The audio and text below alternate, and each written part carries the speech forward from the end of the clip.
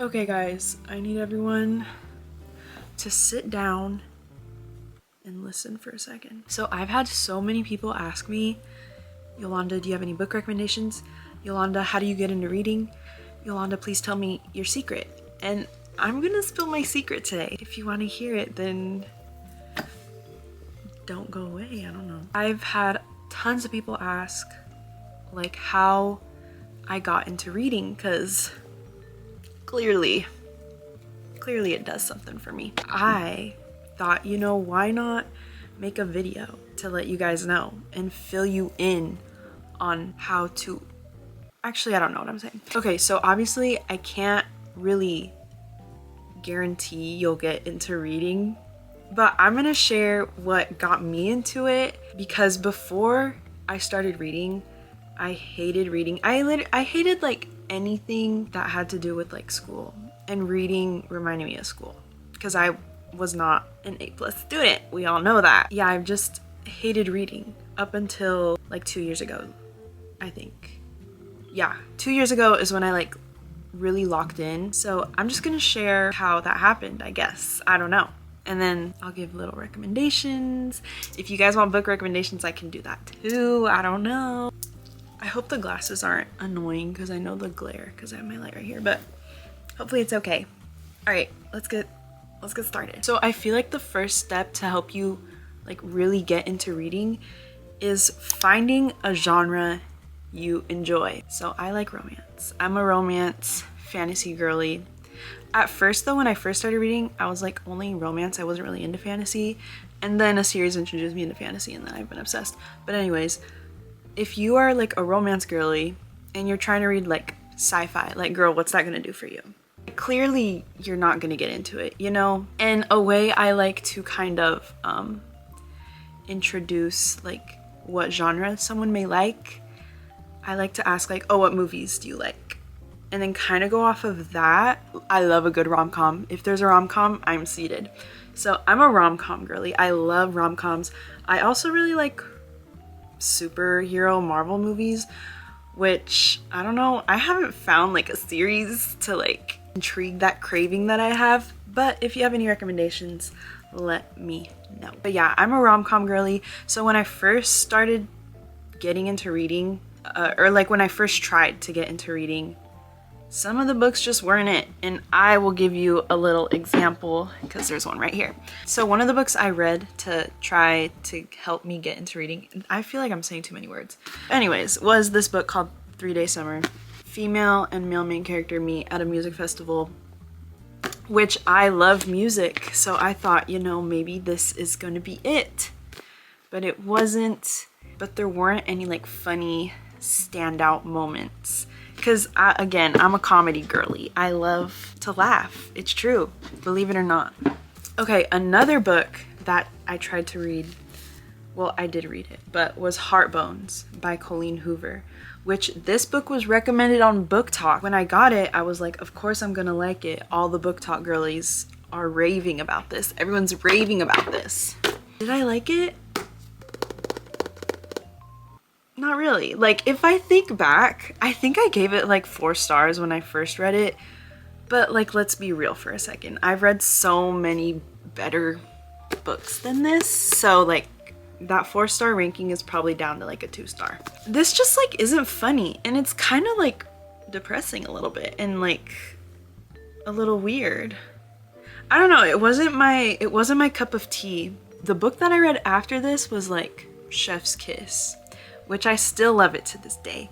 Don't hate me, guys. I'm gonna do a book reveal, the book that got me into reading, okay? But please don't be mad. Don't drag me. But anyways, the book that got me into reading was this. I know, everyone close your eyes. But honestly, like, this was such a funny romance book. And I loved how like I was kicking my feet and twirling my hair the entire time I was reading it. But if you are like into romance, I would highly recommend Ali Hazelwood. Like if you're trying to get into romance, I would highly recommend Ali Hazelwood. Ali Hazelwood, I'll give my recommendations later, but this was in fact the book that got me into reading. Will I read it again? Honestly, I might read it again. and I don't want to hear anything about it because I just want to have fun and I just want to read my little books and twirl my hair and kick my feet around, okay? Okay, step number 2 to help you get into reading. Once you find a genre that you enjoy reading, once you find that one book that is like, wow, I need to read more of this, then you need to find like a format. Okay, also guys, I like don't know like literature lingo, so I'm saying something and I'm not saying the right word. Please just mind your own business.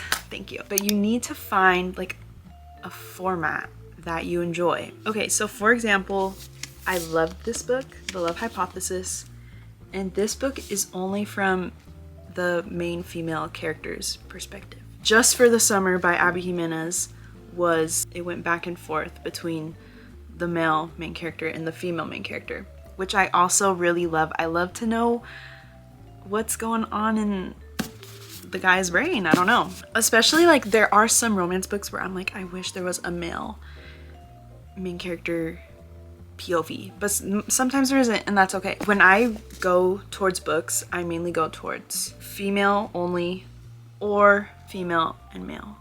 That's kind of like what I am into. So let me give an example of what I'm not into. People We Meet on Vacation. This book goes back and forth in between past and present, which I don't really like. It's not my cup of tea.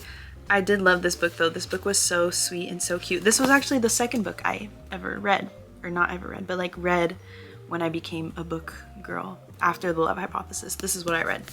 And it was fun and it was cute, but was it like, did I enjoy it as much as I wish I could have? No, because I think it had to do with the past, present, whole thing. And then also it got a little bit confusing for me, which is okay. You know, you're not gonna understand every single book you pick up. So, okay, last example I'll give is Funny You Should Ask. This one was also past and present. I can't remember if this one was male and female. Like, that's why it was so confusing. This one was just female, and also the female main character was just so boring. So I just realized I don't really like past and present books most of the time. There are some that I really do enjoy.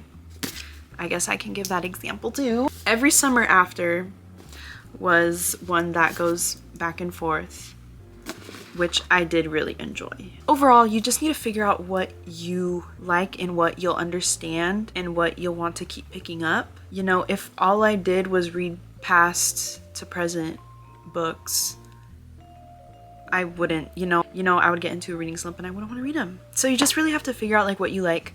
And also, Beto. If you want to DNF a book, DNF it. It's not a big deal, I feel like. You know, I read one book. It was like this coffee shop book. You guys will know what I'm talking about. I got it from the library, so I don't have the book to show you guys.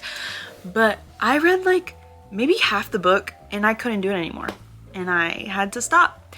And it's okay to DNF a book when you don't feel like reading it anymore. Because I feel like DNFing is a little bit frowned upon in the book community. So, I mean, you do you. If you feel like, you know, like this is not it for me, like I don't want to pick this book up anymore, DNF it. But have there been times where I'm like, oh my gosh, there's only 100 pages left, let me just finish it and get it done with? Yes, there has. But just don't feel bad about DNFing. It's okay.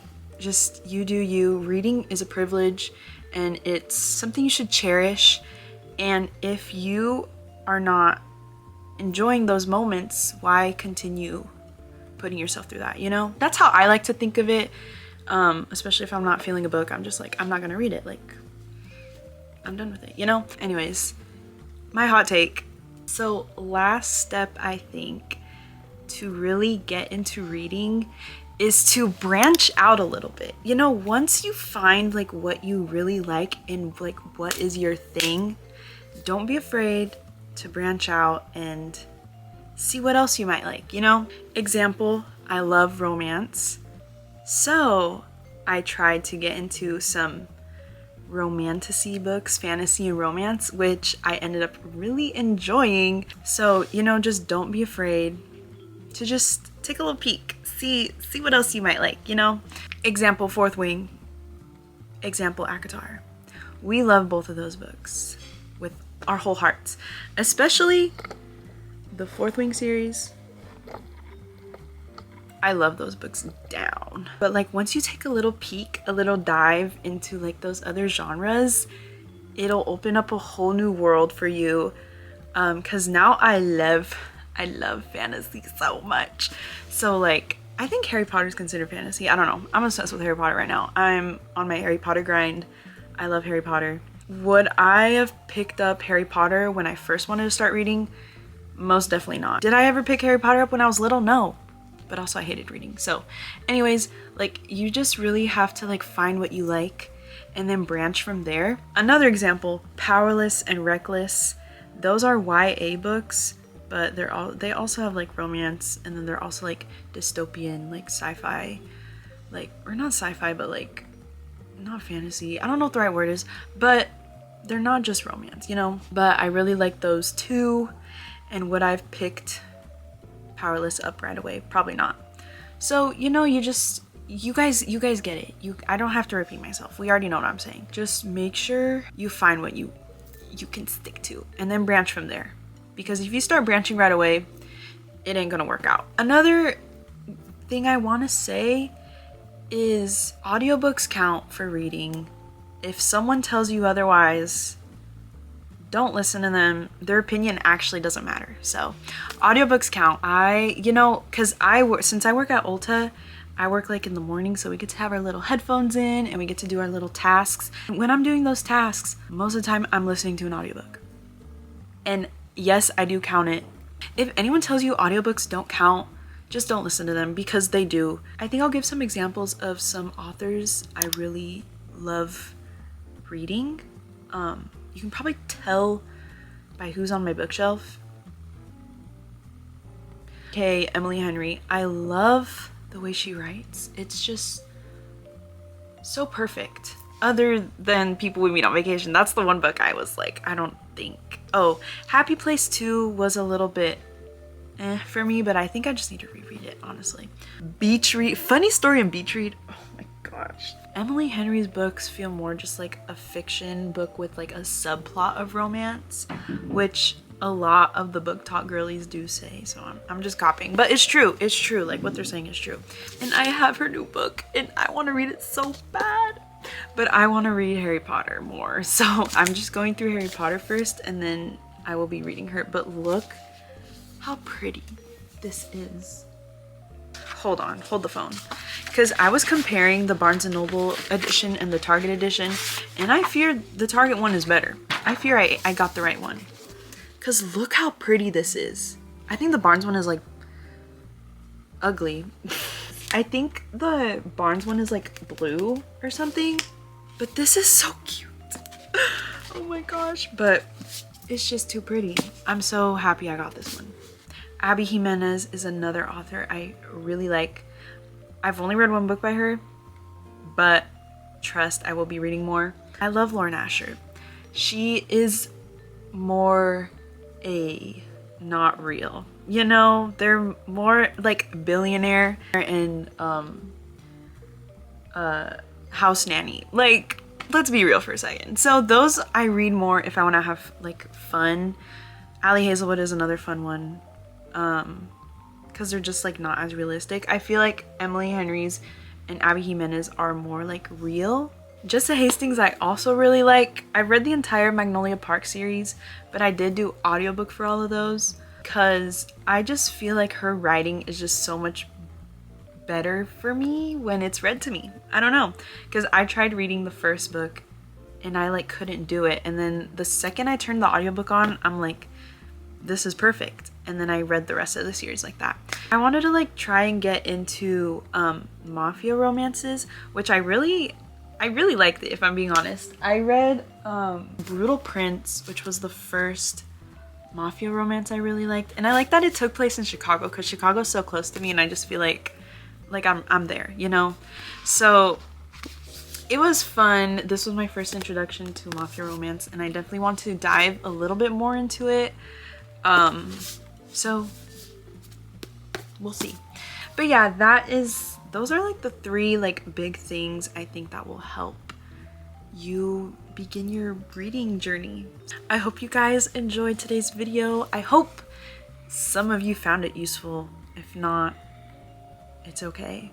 I won't be mad. I won't be offended. But yeah, I am gonna try and like really lock in with YouTube, at least for now. We'll see if that happens, but for now, I really just want to try and get back into it. So we'll see if that happens. But yeah, I'll see you guys next time. Bye guys.